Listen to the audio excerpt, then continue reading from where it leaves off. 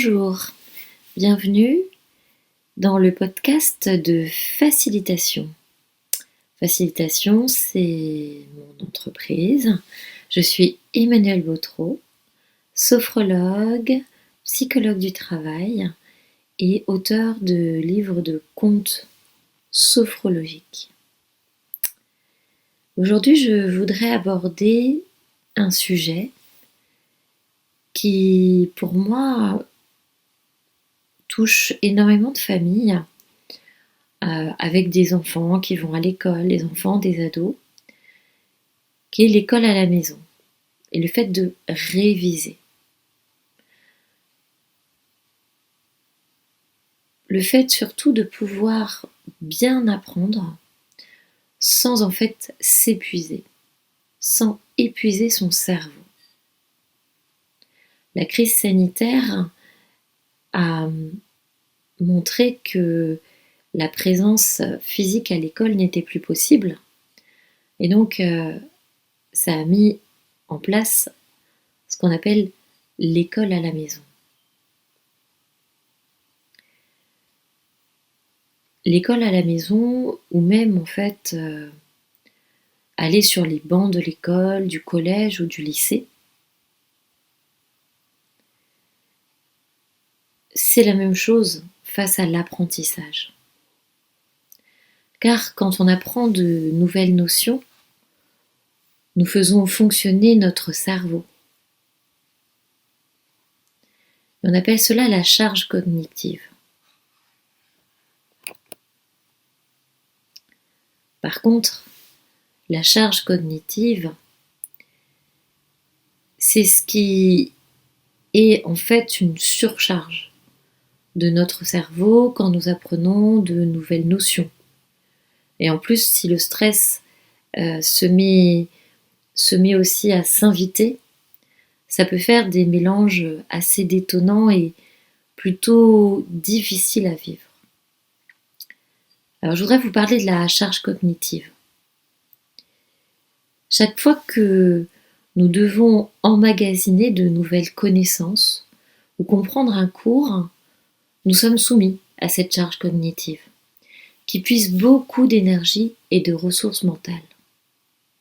C'est comme si nous devions porter un gros sac à dos sur plusieurs kilomètres. Nous pouvons en fait nous sentir épuisés après avoir longtemps révisé.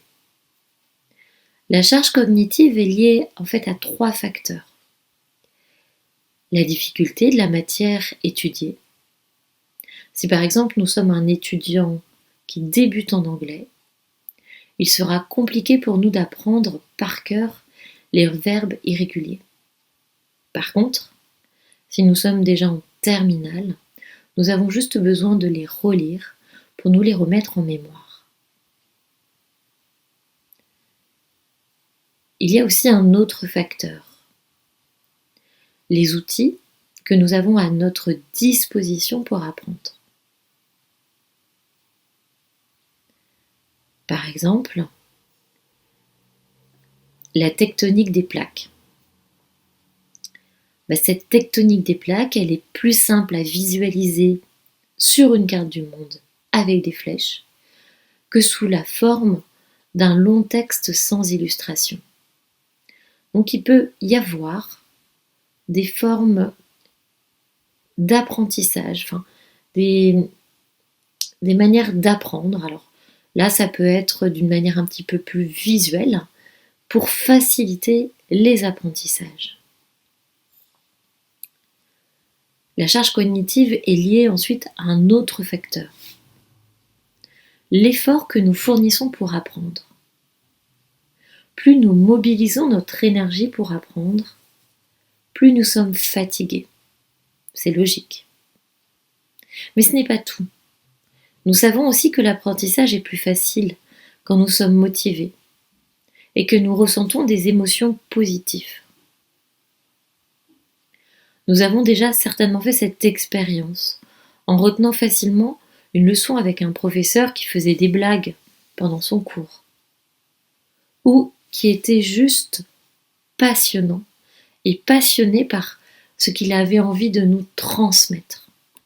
Mais c'est vrai que le coup du prof qui fait sa blague, qui a de l'humour, qui est passionnant, ça nous aide vraiment, vraiment, vraiment à retenir notre cours.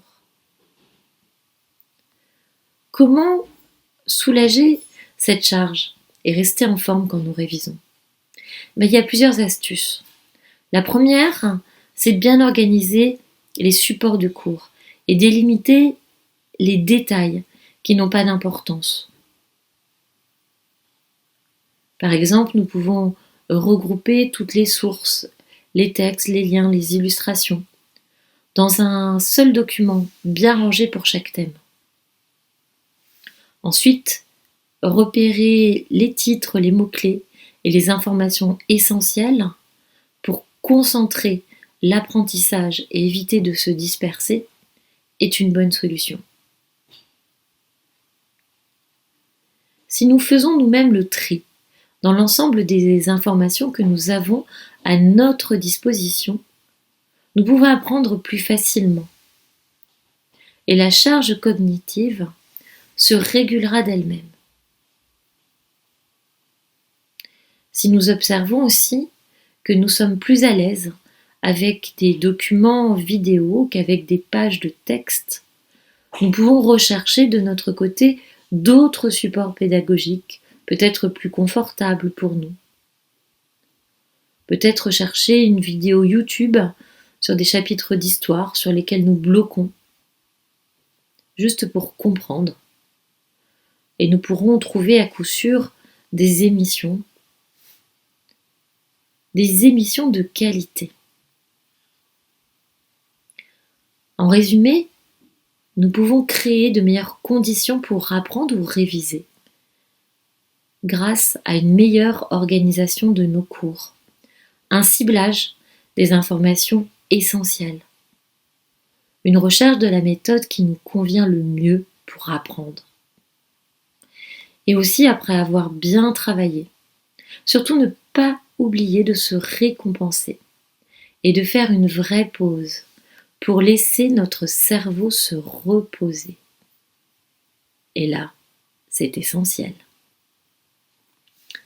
Merci d'avoir écouté ce podcast. J'espère qu'il vous aura été utile. N'hésitez pas à me contacter. Je serai très heureuse toujours de pouvoir échanger avec vous. Je vous souhaite une bonne journée et peut-être de bonnes révisions.